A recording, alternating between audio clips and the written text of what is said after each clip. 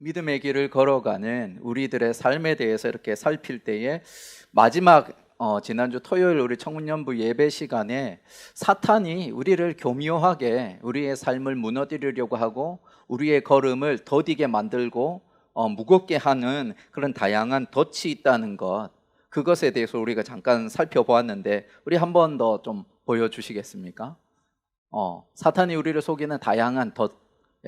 그래서 지금 보여주는 내용들은 어쩌면 정말 사소한 것이고 어쩌면 뭐 이것쯤이야, 이 정도 가지고 뭐가 그래 라고 생각할 수 있는데, 덫은 그 덫 자체로는 크게 위험이 안 될 수 있어요. 근데 덫에 빠지기 시작할 때 어때요?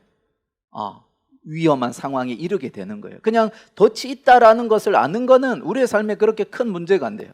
근데 그 덫에 작은 덫이든 큰 덫이든 거기에 빠지기 시작할 때 우리의 삶에 영향을 준다는 거죠. 우리 첫 번째가 오늘 뭐 좀 살펴볼 내용인데 게으름입니다. 게으름.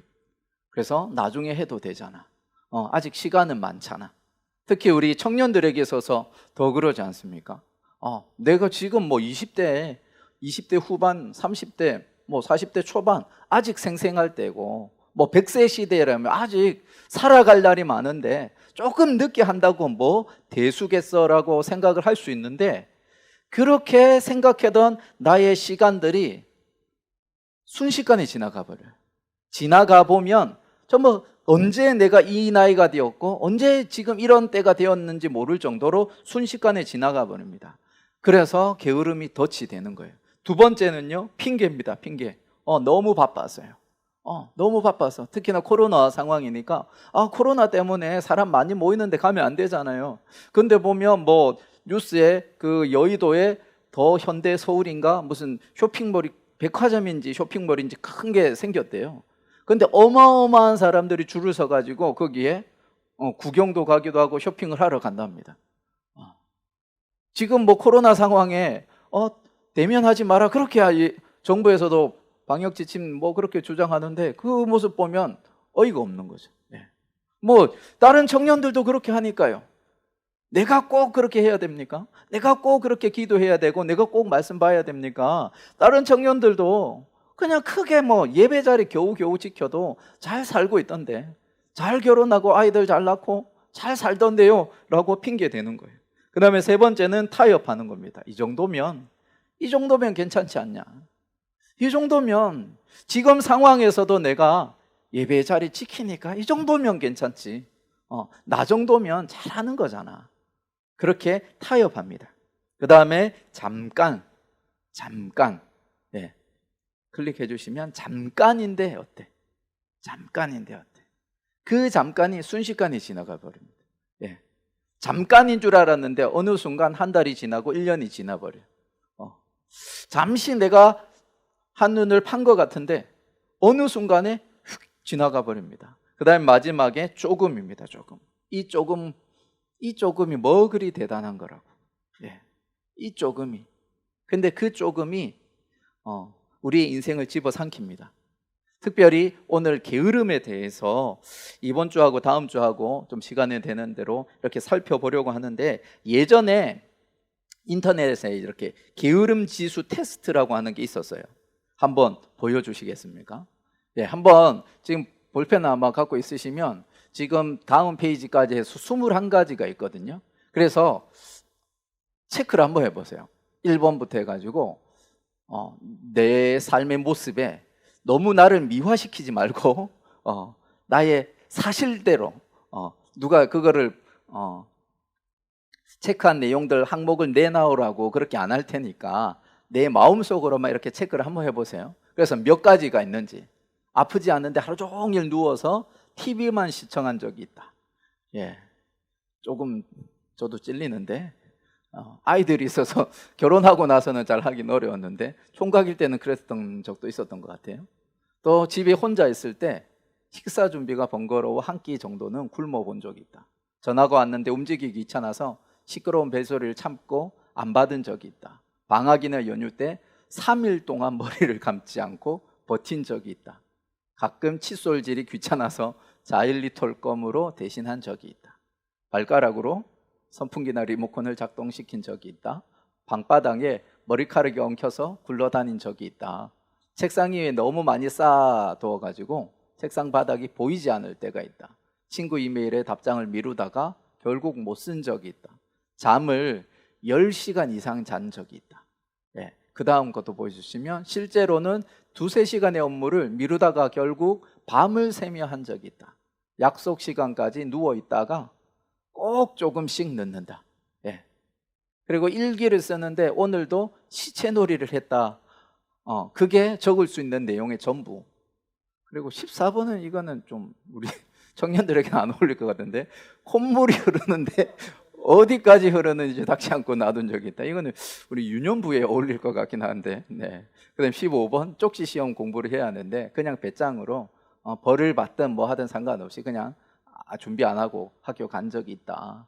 사소한 심부름 하는 거 엄마 아빠가 부모님이 야 요거 좀 해줄라 하는 것도 괴롭다. 네, 정말 괴롭다. 내게 새로운 일이 일어나는 것은 정말 피곤하다. 방학 때 한 번도 집 밖에 나간 적이 없던 날이 있었다.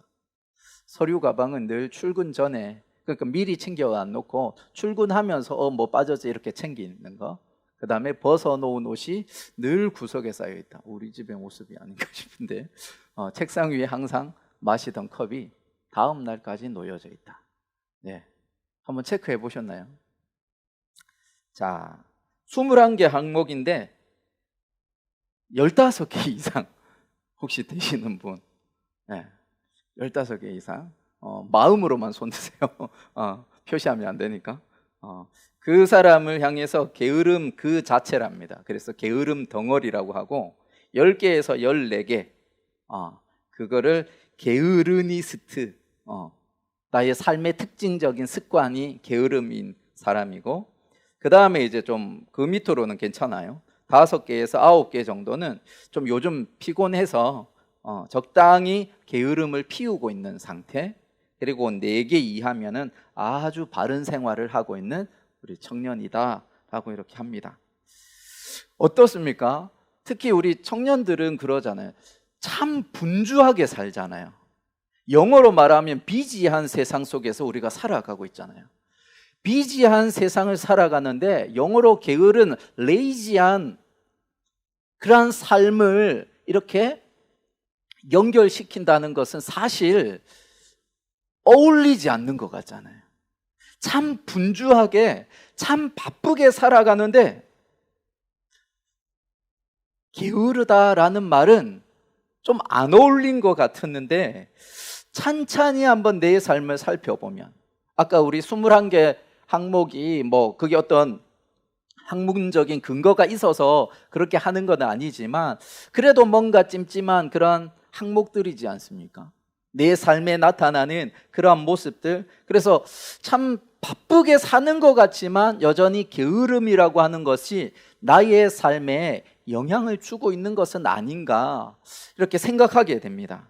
그래서 어떤 사람들은 좀 게으름이라고 하는 이 표현이 좀 부정적이니까, 그잖아요. 게으름이라고 하는 건 조금 좀 이렇게 좋지 않은 뉘앙스를 품고 있으니까 조금 미화시켜서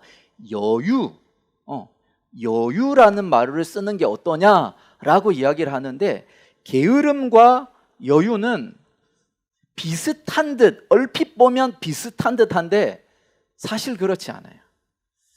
우리 그 책에 굿바이 게으름이라고 하는 책이 있어요. 요 책을 쓰신 분이 문요한 선생님인데 정신과 의사, 정신과 전문입니다. 그래서 건강한 정신 생활과 관련된 여러 가지 일들을 이렇게 하고 계신 분이 이제 문요한 이 의사 선생님인데, 이분이 쓴 책에 보면은 여유와 게으름을 아주 명쾌하게 딱 구분해서 설명하는 그런 부분이 있는데 한번 보여주시겠어요? 우리 한번 같이 한번 읽어보겠습니다.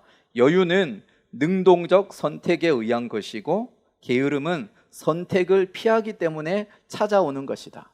여유는 할 일을 하면서 충분히 쉬는 것이지만 게으름은 할 일도 안 하면서 제대로 쉬지도 못하는 것이다. 삶의 풍요로움을 느끼게 해주는 것은 여유이고 후회만을 남기는 것은 게으름이다. 예를 들어서 내가 좀 특별히 하루를 쉴 수 있는 그러한 시간을 이렇게 가지게 되어졌다고 했을 때 여유를 누리는 사람은 그 하루가 이렇게 끝이 났을 때 그 다음 날이 기대되는 거예요. 그 다음 날 내가 다시 재충전한 이 몸으로 어떻게 할까, 무엇을 할까 기대감이 몰려온다면 그거는 여유를 누린 거예요. 근데 그 날을 보냈는데 뭔가 찜찜해. 뭔가 찜찜하고 이 시간이 멈췄으면 좋겠어. 예. 그 다음 날이 찾아오지 않고 그냥 그랬으면 좋겠어. 예. 그러면 게으름을 피운 겁니다. 예. 내가 무언가 정말 열심으로 그 삶을 살아가다가 나의 육체적인 어떤 쉼을 누리기 위해서 여유를 택하는 사람이 있는가 하면은 뭔가 내 머릿속에는 뭔가 복잡한 것들이 있기는 있는데 실제적으로 내 삶에 나타나는 것은 없고 그러면서 뭔가 찜찜하면서 뭔가 이루어지지 않는 것, 그것이 게으름이라는 겁니다. 그래서 여유와 게으름은 어떻게 보면 좀 어떤 활동을 안 한다, 아니면 육체적으로 조금 이렇게 페이스를 조금 이렇게 느리게 한다라고 하는 그러한 겉으로 드러나는 모습은 비슷할지 모르지만 그 내면에 보여주는 그런 모습은 아예 극명하게 다르다는 겁니다.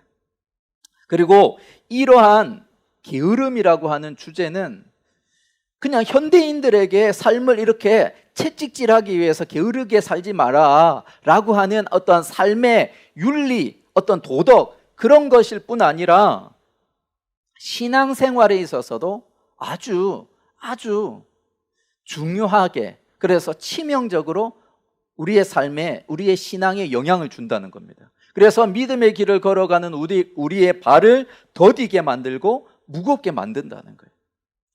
어쩌면 사소한 거니까, 어쩌면 작은 건 있고 조그마한 것이니까 괜찮겠지라고 생각을 하는데 그 사소한 것이, 그 괜찮다라고 생각했던 것이 내 삶을 집어삼킬 때가 있다는 거예요. 예를 들어서 우리나라 속담에 바늘 도둑이 소도둑 된다 그러잖아요. 예. 바늘 도둑이 소도둑 된다 그럽니다. 그냥 작은 거에 뭐 이 정도쯤 어때겠어 라고 생각을 했는데 그것이 쌓여서 나중에는 커다란 그런 쓰나미처럼 내 삶을 집어삼킬 때가 있는 거예요. 신앙생활에 있어서 좀 긍정적으로 볼 때는 내가 작은 것에 충성하고 순종할 때 내 삶에, 내 신앙에 좋은 영향력을 미칠 때가 있습니다. 우리 처음 이렇게 교회에 나오기 시작하고 믿음의 길을 걷기 시작할 때 어때요? 아, 예배가 중요하구나, 예배 자리를 지켜야 되겠구나 라는 것을 이렇게 듣고 그 예배 자리를 지키려고 노력하는 한 사람을 생각해 봅시다. 토요일 이 저녁 시간, 어쩌면 뭐 코로나 때문에 4명까지밖에 못 만난다 하지만 세상의 많은 사람들은 이 주말 자신들의 즐거움을 쫓아서 살아가는데 내가 예배의 자리 지키리라 생각하고 결단하고 이렇게 나아오는 거 쉽지 않죠. 근데 그 시간을 지키기 시작할 때 나의 신앙이 견고해지고 내 삶의 중심에 예배가 이렇게 바로 세워지는 것을 경험하게 됩니다. 또 그런 것도 있잖아요. 성경 읽기를 하는데 우리 성경 뭐 하루에 3장 읽고 주일에는 5장 읽으면 성경 일독을 할 수 있거든요. 그래서 하루에 3장 읽는 거 우리 청년들은 한 10분이면 가능해요. 예, 10분. 하루가 1440분이거든요. 1440분 중에 그 10분을 내가 하나님의 말씀을 읽고 묵상하는 데 내가 투자하겠다, 그렇게 결단하고 하기 시작할 때 결국에는 말씀이 나의 생각과 삶을 주장하기 시작하면서 내가 말씀에 근거한 신앙생활을 하고 있음을 경험하게 되는 거예요. 작은 거에 충성할 때, 순종할 때 우리의 신앙이 견고해집니다. 근데 반대로 작은 것에 내가 이렇게 게으르기 시작할 때 아우 이것 좀 어때? 이 작은 것 어때? 라고 사소한 거라고 해서 그것을 이렇게 쉽게 여길 때 우리의 신앙이 또한 갉아먹히는 거예요. 예배 자리에 한 번 정도 빠지면 어때? 코로나 때문에 그냥 온라인으로 예배하면 어때? 특별한 상황 때문에 온라인 예배가 아니라 내가 귀찮아서, 내가 가기 싫어서, 예배 자리로 이렇게 나오는 것이 귀찮아서 온라인 예배 그냥 집에서 드리지 이렇게 하기 시작할 때 우리의 예배가 무너지기 시작합니다. 말씀도 마찬가지고. 우리 사진 하나 보여주실래요? 요 사진이 우리 네덜란드에 우리 그 이야기들 많이 들었을 텐데 그 뚝을 막은 소년의 그 상이라고 합니다. 그래서 사실 이제 이 이야기의 그런 배경들을 살펴보면 실제 있었던 이야기라기보다 어떤 작가가 쓴 책의 내용 중에 그런 이야기가 있답니다. 근데 그 책이 유명하다 보니까 네덜란드 사람도 실제로 이 소년에 대해서 모른대. 그냥 그 책을 읽은 사람들이 네덜란드는 그런가 보다 해갖고 그 네덜란드에 여행을 가갖고는 주민들에게 그 뚝을 막았던 소년 이야기 좀 해달라고 그러면서 그냥 이 네덜란드의 한 지역 두 곳에 저런 상을 이렇게 조각해서 만들어 놨다고 그래요. 근데 그 이야기 우리가 알지 않습니까? 해수면보다 낮은 그 지형에 네덜란드니까 그 네덜란드 그 물이 들이차는 것을 막기 위해서 뚝을 세워두잖아요. 근데 뚝에 조그마한 균열이 있는 것을 그 소년이 보고 사람들이 이렇게 오기 전까지 자신의 몸으로 주먹으로 막으면서 그 균열을 막았다는 거. 어쩌면 그 틈새 작은 것이 바로 당장 우리의 삶을 무너뜨리지는 않을 거예요. 그런데 언젠가 우리 임계점이라고 하는데 어느 수준 이상을 넘어가기 시작하면 걷잡을 수 없이 내 삶을 집어삼키기 시작하는 거예요. 그래서 저 뚝을 막은 소년의 모습처럼 그 작은 거라도 내가 막기 시작할 때,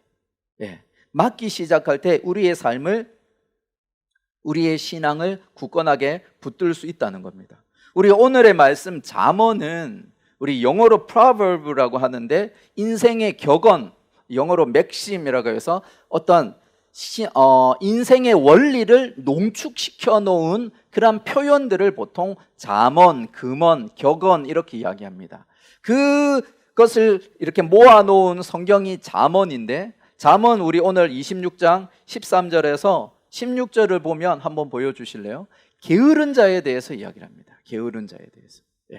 근데 여기에서만 언급을 하는 것이 아니라 잠언이 31장까지 있는데 두루두루 많은 곳에서 게으름에 대해서 경계를 하고 경고를 하면서 주의하라라고 이야기합니다. 우리 한번 오늘 말씀 한 번 더 읽어보도록 하겠습니다. 시작.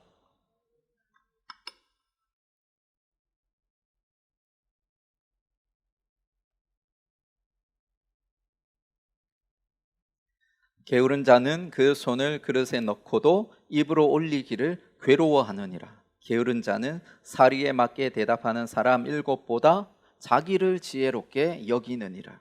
지금 13절을 보면은 이 농경사회의 그런 문화 속에서 지금이야 재택근무를 할 수 있으니까, 특히나 코로나 때문에 재택근무가 조금 더 일상이 되어지는 우리의 모습 속에서는 조금 어울리지 않는 표현이긴 하지만 농경사회에서 보면 집 밖을 나가야지 무언가 생산적인 활동을 할 수 있는 거예요. 그런데 이 게으른 사람은 뭐라고 해요? 길에는 사자가 있어. 길거리에는 사자가 있으니까 나가면 안 돼. 예전에 한참 그거 있잖아요. 이불 밖은 위험해 이런 그 그림 같은 거 있었잖아요. 그런 이야기를 하고 있는 거예요. 또 14절에 보면은 문짝이 돌적이를 따라서 도는 것 같이. 돌적이가 뭐냐면 지금의 표현을 한 경첩입니다. 경첩. 우리 영어로는 힌지, 도어 힌지인데 문이 어때요? 그 경첩에 매달려서 계속 왔다 갔다 하잖아요. 그것처럼 게으른 자의 삶의 중심이 어디예요? 침상인 거예요. 침상. 그래서 그 삶에 있어서 무언가 진전되어지고 발전적인 것이 일어나지 않는 거예요. 심지어 식사하기 위해서 음식을 집어 들었는데 입으로까지 입으로까지 들어 올리는 것이 귀찮아서 괴롭다 할 정도로. 예. 근데 무서운 거는 16절입니다. 그 게으른 자는 사리에 맞게 대답하는 사람 7보다 자기를 어떻게 해요? 지혜롭게 여겨요. 아이고 왜 저렇게 하냐, 굳이 저렇게 안 해도 되잖아. 응? 바깥에 나가서 일하다가 다친 사람 보면서 집안에서 창문으로 들여다보면서 아이고 저 봐라, 저렇게 바깥에 나가면 위험하니까 일하면 안 되는 거잖아. 우리 뭐 청년들에게 있어서는 어떤 직장에 대해서 도전을 할 때, 자격증을 준비하고 그럴 때 게으른 사람은 어때요? 야 저거 조금 있으면 아무 쓸모 없어져. 뭐 그거 고생스럽게 공부하냐, 스펙 쌓는다고 그러냐, 뭐 그거 공부하느라 그렇게 쫓아다니고 그러냐, 야간까지 그렇게 공부하고 그러느냐. 그러면서 아이고 어리석은 사람 이라고 하는 거예요. 그러면서 자신을 지혜로운 자로 그렇게 여기는 겁니다. 특히 이제 이 26장 제가 13절에서부터 16절까지의 말씀을 봤는데 1절부터 해서 12절까지의 말씀을 보면 누구에 대해서 얘기하냐면 미련한 자에 대해서 이야기합니다. 미련한 자. 그래서 미련한 자와 게으른 자를 이렇게 같이 연결시키고 있는 거예요.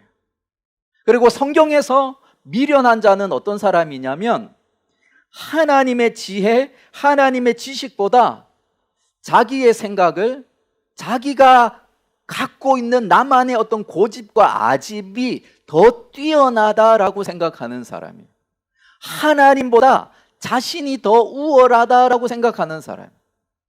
그러니까 하나님의 말씀이 그 사람에게 들리지 않는 사람. 근데 게으른 자도 일맥상통하는 거예요. 내 생각이 저 지혜로운 7사람들보다 더 지혜롭다고 여기면서 내가 하는 게 옳은 거예요. 그런데 그들의 삶의 모습에 있어서는 무엇인가 열매가 없는 거예요. 게으른 사람도 다음 주에 좀 더 자세히 살펴보겠지만 게으른 사람도 열심히 무언가를 합니다. 생각만 해요. 열심히 그냥 생각만 합니다. 생각이 많아요. 네. 근데 행하지 않아요. 아, 이거 하면 좋을 텐데, 아, 저거 하면 되는데, 아, 요거 하면은 뭔가 이루어질 텐데, 생각은 계속 합니다. 근데 어떤 액션이 없고 열매가 없습니다. 그리고 그렇게 살아가는 그 게으름의 끝이 어떠냐? 우리 잠언 13장 4절의 말씀 우리 다 같이 한번 읽어보겠습니다. 게으른 자는 마음으로 원하여도 얻지 못하나 부지런한 자의 마음은 풍족함을 얻느니라. 예, 여러 가지 생각이 많고 뭔가 해야지 마음에 뭔가는 있기는 있는데 이루어지는 게 없어요. 왜? 액션이 없으니까, 움직임이 없으니까 그냥 문이 경첩에 붙어서 달랑달랑거리고 있는 것처럼 그냥 내 생각으로는 뭔가 온갖 생각들이 오고 가고 하는데 그냥 거기에만 머물러만 있는 거예요. 그러니까 거둘 수 없는 거예요. 열매가 없는 거예요. 그것이 게으름의 그런 결말로 이어져 가는 겁니다. 이 게으름의 그 실체를 이렇게 보여주는 말씀 중에 하나가 우리 예수님께서 보여주신 달란트 비유예요. 달란트 비유. 우리 마태복음 25장 15절에서 18절의 말씀 한번 보시면 그 주인이 각각 그 재능대로, 각각 그 사람이 가지고 있는 능력대로 달란트를 줘요. 5달란트, 2달란트, 1달란트. 달란트에 대한 오해가 있는데 우리가 주일학교 달란트 시장 하잖아요. 그래서 그 달란트가 아주 작은 금액이라고 생각하는데 달란트가 이 지역에 따라서 그 중량이 조금씩 차이는 있지만 평균적으로 보통 30kg입니다. 금으로 지금 금 5달란트, 2달란트, 1달란트잖아요. 금 30kg이에요. 자, 제가 설교 준비하면서 금 시세를 오늘 살펴봤어요. 한돈이 얼마냐면, 한돈 중량이 얼마나 되시는 줄 알아요? 한돈이 3.75g이랍니다.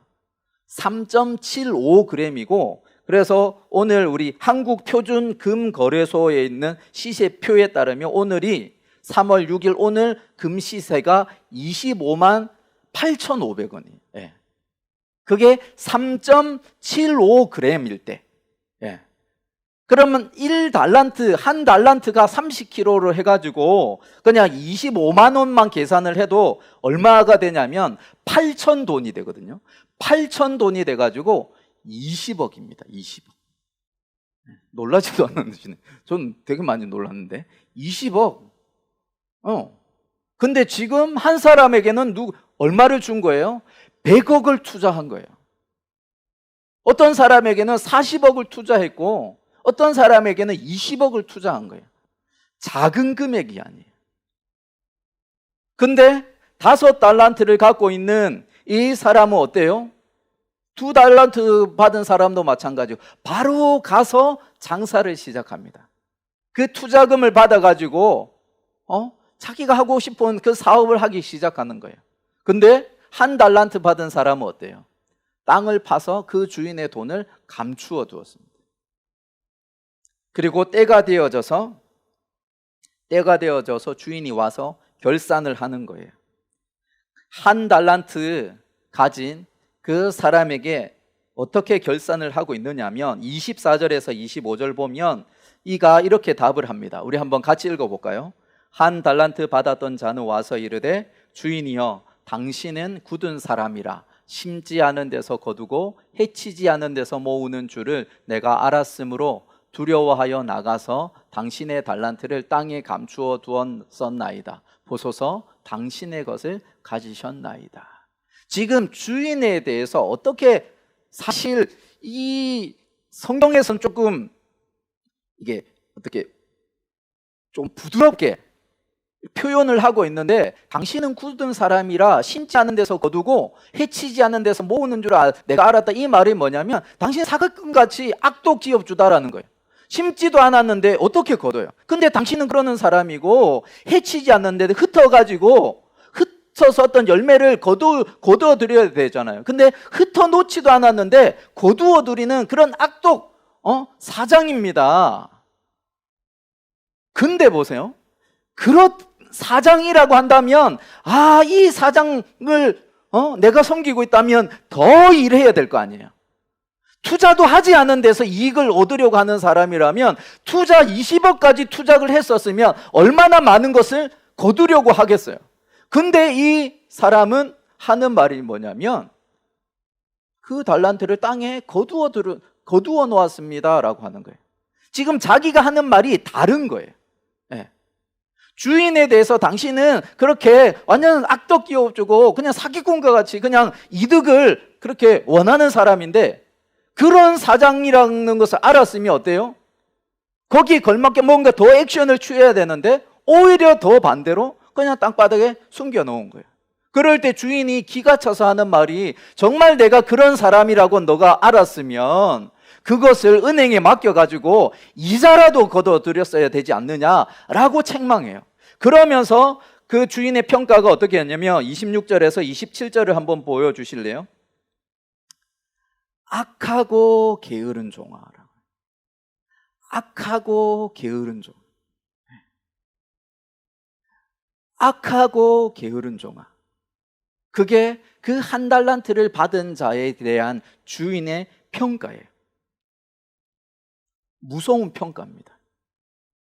각각의 재능대로, 각각의 능력대로 하나님께서 우리에게 주셨음에도 불구하고, 우리의 삶을 주셨음에도 불구하고 우리는 하나님을 오해하고 있으면서도 내 뜻대로 우리에게 주어진 그 귀한 것들을 허비하면서 살아가고 있다는 거예요. 그런 자들을 향하여서 하나님이 악하고 게으른 종, 그렇게 평가합니다. 그리고 30절 한번 보여주시면 우리 한번 같이 읽어볼까요? 이 무익한 종을 바깥 어두운 데로 내쫓으라. 거기서 슬피 울며 이를 갈리라 하니라. 지금 바깥 어두운데라고 하는 요 표현을 은유적으로 지옥을 나타내는 표현이에요. 예.